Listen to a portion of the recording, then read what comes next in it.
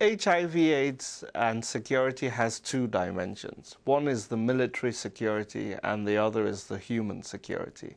In terms of the military security, we have situations where there are armies in Africa that have infection rates of 23% to 50%. These are the estimates that are often cited. And obviously that has major implications for deploying peacekeepers.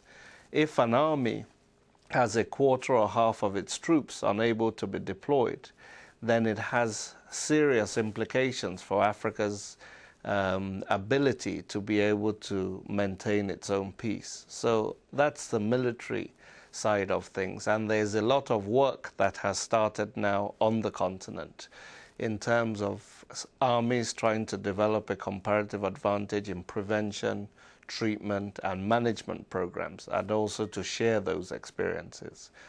And I think the second dimension of HIV/AIDS is human security, which is the fact that if you have large numbers of your most productive and most educated members of society succumbing to HIV/AIDS, it's clearly going to have an effect on productivity and how a society works, how effective it can be. If a society loses too many nurses or too many teachers, then there are obviously implications that are security implications. So those are the two key dimensions, I would say.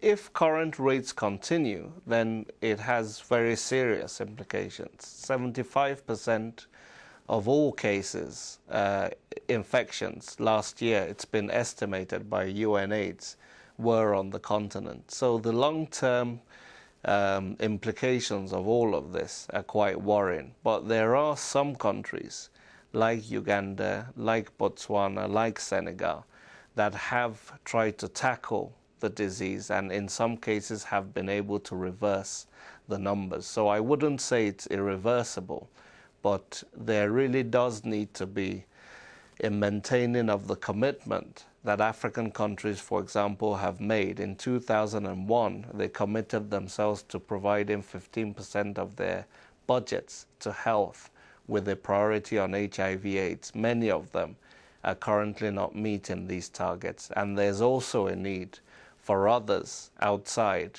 the Global Fund for AIDS, external donors, to make sure that they contribute generously to ensure that very weak health systems in these countries are strengthened, and that people that need antiretroviral treatment, for example, do have those as well.